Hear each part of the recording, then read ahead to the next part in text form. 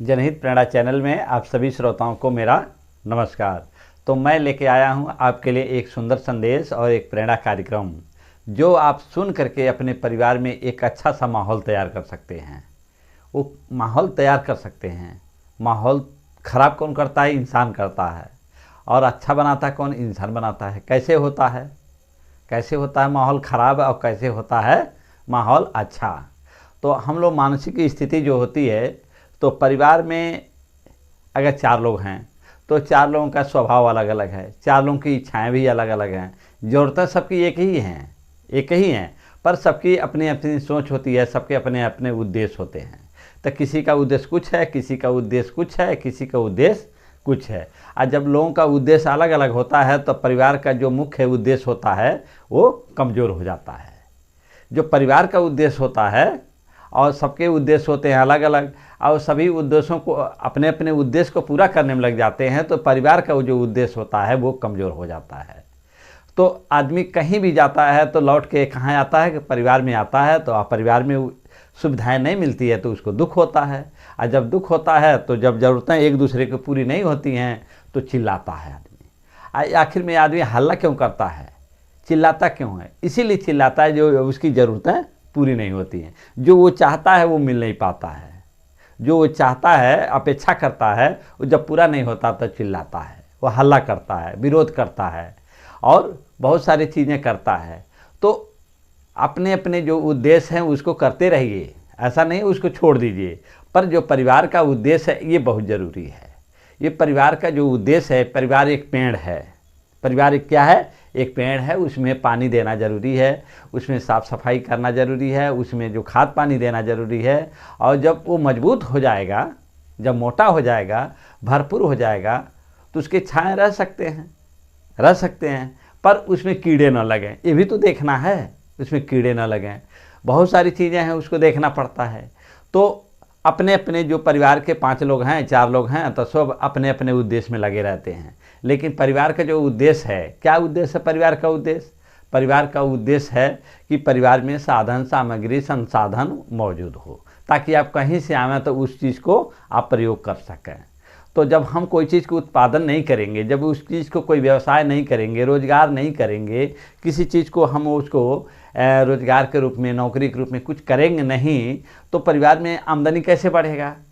और परिवार में जो ज़रूरत है उसकी संग्रह नहीं करेंगे तो हमको समय पर पूर्ति कहाँ से होगा? तो इन चीज़ों पे ध्यान लगाना ज़रूरी है। ज़रूरी है। क्यों ज़रूरी है? क्योंकि इन्हीं से आपके जीवन का संचालन होता है। तो बुद्धिमान कौन है? और जो बुद्धि और अनुभव, ये दोनों में बड़ा कौन है? बुद्धि और अनुभव में बड़ा कौन है? तो जो बुद्धि है और जो अनुभव है, अनुभव में जैसे मान लीजिए एक भैंस है, वो कभी नदी में नहीं गई, कभी भी नदी में नहीं गई, लेकिन आपने धक्का लगा दिया एक बार उसको तो तैर के निकल जाएगी। लेकिन इंसान कभी नदी में नहीं गया है, उसको धक्का लगा देंगे तो डूब जाएगा। क्यों? भैंस कभी नदी में नहीं गई है, कभी नदी में नहीं गई, जन्म से भी कभी नहीं गई है, लेकिन उसको पानी में अचानक धक्का लगा देंगे तो तैर के निकल जाएगी। पर आदमी कभी पानी में नहीं गया है, नदी में नहीं गया है, उसको धक्का लगा देंगे तो डूब जाएगा। ऐसा क्यों? क्योंकि जो स्वभाव है, जो अंदर का स्वभाव है, वो प्रकृति ने उसको दिया है। अब मनुष्य का जो स्वभाव उसको नहीं मिला है। मनुष्य को सीखना है और उसको सीखना नहीं है।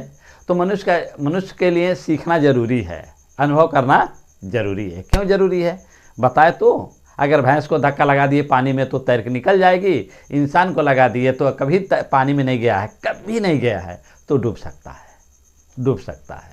तो ये फर्क पड़ता है। तो जो लोग बात करते हैं आत्मनिर्भर बात करते हैं, आत्मनिर्भर तब होता है आदमी जब अपने अंदर के स्वभाव को व्यवसाय में बदलता है।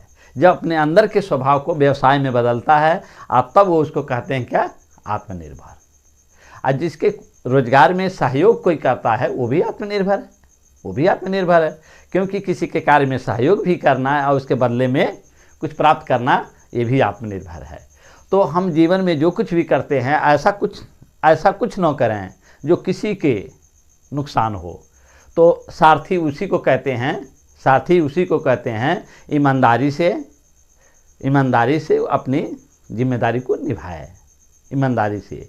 देखिए, एक स्वार्थी होता है, एक सारथी होता है। तो स्वार्थी आदमी क्या होता है, मेहनत नहीं करता है, कुछ करता नहीं है, बस ध्यान लगाए रहता है कब हमको फ़ायदा लेना है, और कोई चाल रचता है और फ़ायदा ले लेता है, उसको कहते हैं स्वार्थी। और सारथी वो आदमी होता है जो साथ में रह करके पूरा ईमानदारी के साथ और जिम्मेदारी के साथ अपना निर्वहन करता है, और उसके द्वारा जब कुछ मिलता है तो वो सारथी कहते हैं। तो इस वीडियो में आपने ये सुनिए कि मैं क्या कहा। तो परिवार में रहिए, तो अगर कोई ज़्यादा मेहनत कर रहा है तो उसको सपोर्ट करिए, सहयोग करिए, समर्थन दीजिए, साथ में रहिए। ऐसा नहीं है कि अगला व्यक्ति मेहनत कर रहा है, परिश्रम कर रहा है, बहुत कुछ कर रहा है, आप उसमें सहयोग नहीं कर रहे हैं, मेहनत नहीं कर रहे हैं, तो ये गलत है। साथ देना सीखिए, सपोर्ट करना सीखिए, समर्थन देना सीखिए, अगले के कदम से कदम मिला के चलना सीखिए। देखिए, अगर एक अंधा व्यक्ति है और एक वो व्यक्ति है जो पैर से कमज़ोर है, जिसे दिव्यांग कहते हैं, तो एक दिव्यांग व्यक्ति और एक जो आँख से नहीं दिखता है, वो भी बेचारे दिव्यांग हैं, तो दोनों में तालमेल है, दोनों साथ में रह के चल लेते हैं, अपना काम चला लेते हैं। तो हो सकता है परिवार में एक आदमी कम बुद्धि का हो, एक आदमी ज़्यादा बुद्धि का हो, एक आदमी को कम ज्ञान हो, एक आदमी को ज़्यादा ज्ञान हो, एक आदमी को कम अनुभव हो, एक आदमी को ज़्यादा अनुभव हो, एक आदमी को कम जानकारी है, एक आदमी को ज़्यादा जानकारी है, एक आदमी को कम तरीका मालूम है, एक आदमी को ज़्यादा तरीका मालूम है। तो प्रेम और भाव के जरिए, सेवा भाव के जरिए दोनों साथ में रह करके कुछ कर सकते हैं। ये नहीं है कि उसका अनुभव कम है तो हम उसका मजाक उड़ाएं, ये नहीं उसका ज्ञान कम है तो उसका हम मजाक उड़ाएं, ये नहीं है उसका ज्ञान कम है तो मजाक उड़ाएं, ये नहीं है उसके बेचारे के पास कुछ कमजोर चीज़ें कम हैं तो उसका मजाक उड़ाएं। ऐसा नहीं है, ऐसा नहीं करना चाहिए। उसके साथ लेकर के जो कमी बेसी है पूर्ति करके आगे बढ़ना चाहिए। क्यों, इस जीवन में जो आप आए हैं तो क्या चाहिए आपको चाहिए आदर, आपको चाहिए खुशी। क्या चाहिए, आदर और खुशी चाहिए। और जब हम लोग तनाव में रहते हैं, इस चीज़ को लेकर के ज़्यादा ईगो में आ जाते हैं, ईगो का मतलब होता है एक धारणा बना लेते हैं, एक दीवार खड़ा कर लेते हैं, नहीं मेरा ही बात ऊपर रहेगा, मैं जो कह रहा हूँ वही सही है, जो इस चीज़ नहीं, ऐसा नहीं है। ऐसा कुछ करिए सबके हित में हो, आपके भी हित में हो और सबके भी हित में हो। इसको कहते हैं कोई भी कार्य में अच्छाई। तो ये जो वीडियो है इस आपके लिए है, इसका सुनिए, आनंद लीजिए, और जब आपको आराम मिले, कहीं सही जगह मिले तभी बैठ के सुनिए, और अपने कामकाज के दौरान नहीं, जब आपको सुनेंगे लोग तो अच्छाइयाँ बाहर आती हैं। और ज्ञान क्यों जरूरी है इंसान को, ये समझ और प्रेरणा क्यों जरूरी है, इसलिए ज़रूरी है कभी कभी हम मूल चीज़ों से भटक जाते हैं, अपनी ही चीज़ों से हम दूर हो जाते हैं, जो सही चीज़ें हैं उससे दूर हो जाते हैं, भटक जाते हैं। आजकल का आप एक देख रहे होंगे सरकार कुछ देती है गरीबों को, तो बीच में हैं गरीबों को पता नहीं कौन सा मंत्र मारते हैं, उसके पैसे ले लेते हैं, कुछ देते हैं बाकी अपने जेब में रख लेते हैं, और वो बेचारे डर के नहीं, वो बेचारे दे देते हैं कि आज अगर नहीं दिए तो अगले बार ये हमको नहीं देगा। तो देखिए, लोग तो हैं बीच में, देने वाला देता है, लेने वाला ले रहा है, बीच में ऐसे कीड़े मकोड़े लग जाते हैं जो उसको कमजोरी कर देते हैं, कुपोषित कर देते हैं, कुपोषण कर देते हैं। तो सरकार तो भरपूर मदद करती है, पर बीच में जो लोग होते हैं वो क्या करते हैं, उनका हक छीन लेते हैं। कैसे छीनते हैं, वो अपने तरीके से छीनते हैं, और जो सरकार में लोग हैं उनकी वो साथ दे देते हैं, चाल लगे रहते हैं, इसीलिए तो बचे रहते हैं। तो देखिए, जीवन में अगर जब तक आप जागरूक नहीं होंगे तो आपकी जेब खाली होते चले जाएंगे, और कभी भी आप अच्छे से जीवन जी नहीं पाएंगे। तो जागरूक बनिए। कैसा जागरूक बनिए, ये बताइए। जब आप जगे हैं, आप जागरूक हैं, तो आपके जो भी चीज़ें हैं कोई ले जा नहीं पाता है। लेकिन जब आप जागरूक नहीं हैं तो क्या होगा, आपकी ही चीज़ें इधर उधर चली जाएगी, और आप जिस दिन ज़रूरत पड़ेगा उस दिन आप धक्का खाएंगे, परेशान होंगे, भगवान को दोष देंगे, माता पिता को दोष देंगे, गुरु को दोष देंगे, दुनियादारी को दोष देंगे, जो नेताजी लोग हैं, जो मंत्री जी लोग हैं, जो बहुत सारे लोग हैं, बहुत अच्छे पद पर बैठे हैं उनको दोष देंगे, अपना दोष नहीं देते हैं। सबसे बड़ा दोष किसका है? आपका है। आप जागरूक बनेंगे तब आपका भला होगा। जब तक आप नहीं जागरूक होंगे तब तक आपका कोई भला नहीं कर पाएगा। कोई अगर थोड़ा समय आके मदद भी कर दिया तो क्या हो जाएगा उससे? तो आपको भी जागरूक बनना पड़ेगा, तभी कोई सपोर्ट कर पाएगा, तभी कोई आपको समर्थन दे पाएगा।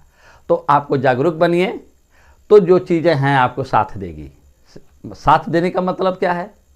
साथ देने का मतलब आपके पास है पर आप जागरूक नहीं हैं तो वो चीज़ें आपके काम में नहीं आ रही है, वो आपकी ज़रूरत में नहीं आ रही है, आ रही है किसी और को। तो आप जागरूक बनना सीखिए, जागरूक बनिए। अब डरते रहेंगे तो कैसे काम चलेगा? डर से डरोगे तो आगे कब बढ़ोगे? किस बात का डर है? अगर सरकार आपको कुछ दे रही है तो बीच में लोग डरवा के ले लेते हैं, तो किस बात का डरते हैं? किस बात का डरते हैं? तो डर से डरोगे तो आगे कब बढ़ोगे? डर को हटाओ और जागरूक बनो। आज अपना हक जो अधिकार है उसका प्राप्त करो और खुश रहो और आदर के साथ रहो। किसी के साथ गलत व्यवहार न करो, न अपने साथ गलत व्यवहार होने दो। न किसी के साथ गलत व्यवहार करो, न अपने साथ गलत व्यवहार होने दो। तभी जा कर के आप भी आदर खुशी से रह पाएंगे और सामने वाले को भी आदर खुशी दे पाएंगे। तो ये जो वीडियो है आप सुनिए, उसका आनंद लीजिए और उससे अमल करिए। जब तक अमल नहीं करेंगे, जब तक अनुकरण नहीं करेंगे, जब तक आप स्वीकार नहीं करेंगे, जब नहीं जाता तो थोड़ा सा तो आप डर भगाइए, थोड़ा सा डर भगाइए, तभी जा कर के आप अच्छे से रह पाएंगे। आप सभी लोगों को मेरा नमस्कार। आइए वीडियो अपने आसपास के लोगों को भी दिखाइए।